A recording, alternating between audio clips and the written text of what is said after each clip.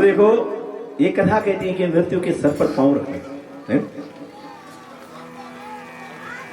तो हमारे बूढ़ा ससुर जी गुजरे ना, जैसे मेरी पत्नी की दादा जगन्नाथ जी, तो घर छोड़कर वहां चले मुकुर गणेशपुर में थे, मुझे मुकवा था। और सुबह बैठे गाड़ी में चले गए, लोग ढूंढ रहे कहां है, और मुकवा जाते ही 2-3 दिन बीमार है। वहां पुजारी थे, पुजारी भी खनियाड़ थे, पड़ता ना पुजारी। सुबह सुबह अपनी भस्मी लगाई, सब चीज ये किया, तबियत ज्यादा खराब होने लगी। कहा कि मुझे गंगा के दर्शन करना है, तो किनारे गया। सबको पता चला उनकी तबियत खराब हो रही, तो पंडित जी उनके जो पुरोहित है, मेरे चाचा जी भी वहां पहुंचे, तो पुरोहित सामने। मेरी पत्नी को पता चला, सब बच्चे लेके हुए, इन सबको दक्षिणा दी, पंडित जी को दक्षिणा दी, और कहा मुझे गंगा जी के दर्शन करा। उठाए, तब तक पुजारी आ गया, पूजा लगा, कंडी गंगा की तिलक लगाया, पुजारी गया और प्राण छोड़। इसको बोलते हैं मृत्यु के सर पर पांव रख कर जाता। और जब यम पास ले जाता है, कितना खतरनाक है। प्राइवेट हॉस्पिटल में हमारे तो तपन विचार बढ़िया विचार जो देख सरकारी मां तो कुछ गुलगोश लगी, हाँ अभी तक जिंदा है, आज ही मर जाना, कोई केयर नहीं कर रहा, जैसे परेशानी रहती। तो हमें ये सब चीजें व्यवस्था सुदृढ़ करनी है। ऐसा नहीं सब लोग भी व्यवस्था बनाते हैं। अब सरकारी की बढ़िया हाल हो रहे हैं, अच्छा हो रहा है, और डॉक्टर लोग भी बहुत बढ़िया ढंग से बेचारे लगे हुए हैं। ये दीपता है आज के औषधि की दीपता है, इतनी जाने उन्होंने बचा दी। पर कहने के बाद वो पूर्ण प्रयास करे और फिर दवाई नहीं लगे, हमें नहीं परेशानी नहीं। वो बोले ये दिया साहब, वो इंजेक्शन इन पे इन्फेक्शन कर रहा है, फलाना ये हो रहा है, तो ये समझो कि मृत्यु हिम फांस से जा। तो कौन जाएगा सीधे सीधे? जब हमारे अंदर भक्ति होगी। तो कई लोग ऐसे हैं जो मंत्र के लोग थे या ज्योतिष के थे, उन्होंने अपनी मृत्यु बताई कि हम उस दिन जाएंगे। तो कहने के बाद मृत्यु पे सर रखने का अर्थ ये है कि खुशी खुशी संसार से विदा हो जाना। और यम फांस से का अर्थ ये कि बहुत बीमारी है, बहुत लोगों के प्रयास से, डॉक्टर भी लगे हैं बेचारे, नर्सें भी लगी हुई हैं, दवाई भी दे रहे हैं, घर वाले भी परेशान हैं, और फिर प्राण चले। तो कोशिश ऐसा करें कि हम लोग योग में जीवन का थोड़ा सा ध्यान रखें। और इसलिए बताते हैं कि भोजन भी ठीक ढंग से करना चाहिए। बहुत खराब रखा है भोजन। मैं जब खाना खाता मैं लगे अज्जू में सलाद, थोड़ा सलाद। असल में क्या है कि बताते हैं कि जो मनुष्य हम लोग है ना, हमें सबसे ज्यादा सलाद खाना चाहिए पहले। हम बीच बीच में खाना सलाद नहीं, पहले खाना चाहिए। हम शाकाहारी लोग, वो जबरदस्ती हो ना मन पसंद की चक्कर में फलाना मोदी को, लेकिन हम जो है शाकाहारी। और शाकाहारी में ताकत बहुत ज्यादा होती है। हाथी घास खाता, कितना ताकतवर है, घोड़ा इतना तेज दौड़ता है, वो खाते हैं सब चीज शाकाहारी। बड़े बड़े जानवर हैं जो बहुत बलशाली है, लेकिन वो सब घास ही खा ली, हरी घास खा ली, पत्ते खा ली। तो ये जरूरी नहीं है कि ऐसा खाएंगे तब तुम भयंकर बनो लोड़े न खाता। जिसको शरीर होता है किसी का लग जाता है। कोई तो बहुत कम भोजन करता है लेकिन दुष्ट होता है। कोई तो बहुत भोजन कर दे, कोई तो रो बांगने यार हाथ है बरी बरी, और खाता बहुत भयंकर नहीं लगता ही नहीं, अब क्या करें। तो बात ये है कि ऋतु भोजन होता है, किस ऋतु में कौन भोजन करें, कौन सा करना चाहिए। तो अगर ऐसा ख्याल करें तो ये सब चीज हमें ध्यान देनी चाहिए भोजन की तरफ। अब हम लोग पंडिताई करते हम क्या करें, जजमान जो ले सामने फिर खाना पड़ेगा। तो सब लोग ब्राह्मणों का भी ध्यान रखें जब आते हैं, क्योंकि ब्राह्मण बेचार रोज ही लेके चलिए आते हैं, खाई ला लो तो ठीक है।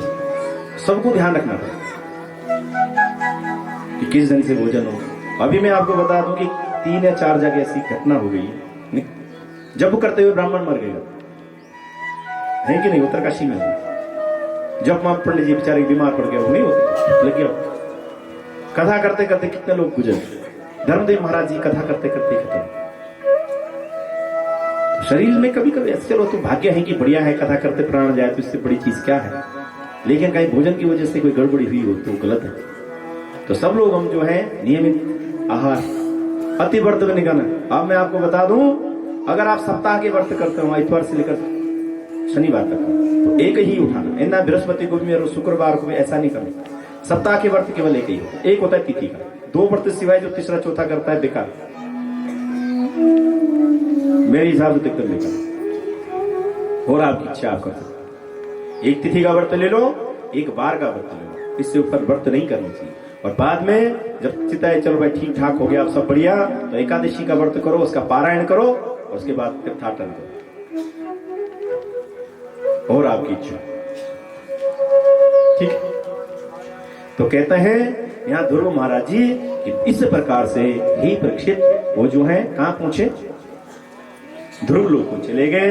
अब मैं तुम्हें जो हूं बेन राजा हुए एक, उनके ही कुल में प्राचीन बरी महाराज जी हुए, ये बहुत बड़ी पूजा करते थे। तो नारद जी आए, नारद जी ने समझाया कि बलि बलि मत करो, क्यों कि जिसको हम मारते हैं वो हमें मारने के लिए तैयार रहता है। तो ये थोड़ा सा ध्यान रखना। और कलयुग के आदमी पे सामर्थ्य नहीं तो कोशिश करें, बत्ती के बात पे थोड़ा तो हम कर रहे, लेकिन कोशिश ये करनी चाहिए कि हमें ये सब चीज ध्यान रखना पड़ेगा। और समय सब बताता है क्या करें क्या न करें, समय बलवान होता है, लेकिन कोशिश ये रखनी चाहिए कि अपने तरफ से सब लोग जो है अच्छा ही कर्म करें। तो यहाँ बताया, हे बेन राजा को भी बताया, इसी में पृथ्वी महाराज जी वे जिनकी कन्या पृथ्वी है, और इन्होंने खेती करवानी सिखाई। तो उससे पहले हम लोग कहाँ जंगल में जो चीज होती थी वही खाते थे, खुद नहीं बोते थे। तो खेती भी पृथ्वी राजा ने पहली बार लाई। इस प्रकार से ध्रुव महाराज चले गए, और ध्रुव महाराज जी ने भगवान से कहा, यंत प्रविश्य मम वाचमिमां प्रसूतां सजीवयत्यखिल शक्तिधराश्वदाम्नः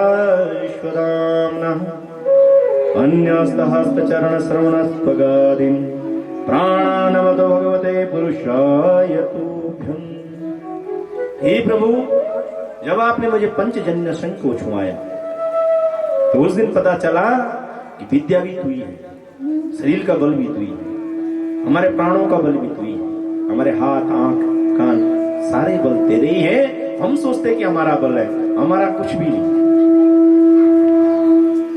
तो इस प्रकार से यहाँ पे कथा कही, और आगे कहने लगे कि मनु हुए, और इन्हीं के वंशज में अजनाब खंड के राजा मेरु नाविराज महाराज जी और मेरु देवी की कन्या से इनका विवाह हुआ था। और आगे ऋषभ देव जी इन्हीं के कुल में हुए, बोलो ऋषभ देव भगवान की। इन्हीं के 100 पुत्र हुए। इनकी पत्नी थी इंद्र की कन्या जयंती नाम, और 100 पुत्रों में से सबसे बड़ा कौन था, भरत महाराज। ये सब तप करने चले गए और बड़े राजा भरत को राज्य दे दिया। इन्हीं के नाम से हमारा आर्यवर्त, भारत का नाम भारत था।